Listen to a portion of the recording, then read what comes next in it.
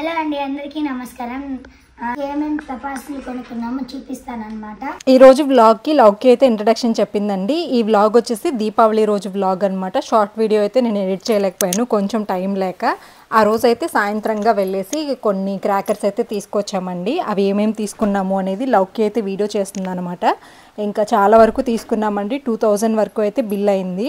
నేను చెప్పాను మా హస్బెండ్కి, అంత కాస్ట్లో వద్దు, కొంచెం ఒక 1000 అలా తీసుకురా, అంతకు మించి వాళ్ళు ఏమీ యూజ్ చేయరు అని చెప్పాను. ఇంకా అందులోని మాకు ఆ రోజు వర్షాలు అవ్వడం వల్ల కొంచెం సాయంత్రం టైంలో దీపాలు పెట్టుకునే టైంకి అయితే బాగానే ఉండిందండి. దీపాలు పెట్టాము. ఇంక ఈ క్రాకర్స్ అవి కాల్చాలి అంటే కొంచెం వాన అలా పడటం వల్ల ఎక్కువగా కాలలేదన్నమాట. ఇప్పటికీ ఆ క్రాకర్స్ అయితే అలానే ఉన్నాయి. 2000 అయితే వేస్ట్ అయిపోయింది.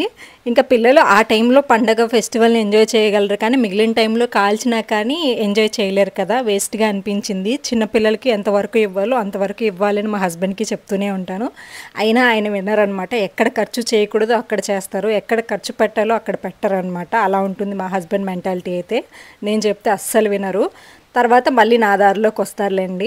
ఇంకైతే ప్రసాదం చేసేసి బయటంతా కూడా కడిగేసి ముగ్గులైతే పెట్టి ఇంకా నేను కూడా రెడీ అయిపోయానండి దీపాలు వెలిగించడానికైతే. లక్ష్మీ పూజ అలాగా సపరేట్గా ఏం చేయం, కానీ సాయంత్రం కూడా మంచిగా దీపారాధన చేసేసి ఇల్లంతా అయితే దీపాలు పెట్టుకుంటాము. పూజ చేసుకుంటామండి. అంటే స్పెషల్గా కొంతమంది కలసం పెట్టుకొని ఇలాగ చాలా హడావిడిగా చేస్తూ ఉంటారు. మాకైతే అలాగా ఫస్ట్ నుంచి అలవాట్లేదు, నాకు తెలియదు కూడా ప్రాసెస్ అనేది. లక్ష్మీదేవిని మంచిగా మనస్ఫూర్తిగా దీపారాధన చేసుకొని ప్రసాదం పెట్టేసి దండం పెట్టుకోవడం.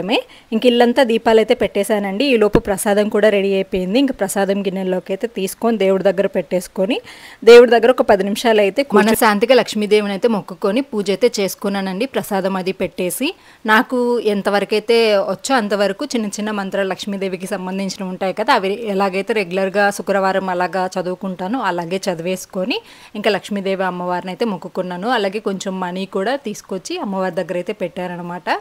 ఇంకా ఈ విధంగా అయితే పూజ చేసుకున్నామండి సాయంత్రం టైంలో. ఎలాగో ఇంకా బయట అంతా కూడా దీపాలు అవి పెట్టేశాం కాబట్టి ఇంకా పిల్లలతో కలిసి కొంతసేపు టైం స్పెండ్ చేద్దామని క్రాకర్స్ అయితే కాల్చామండి.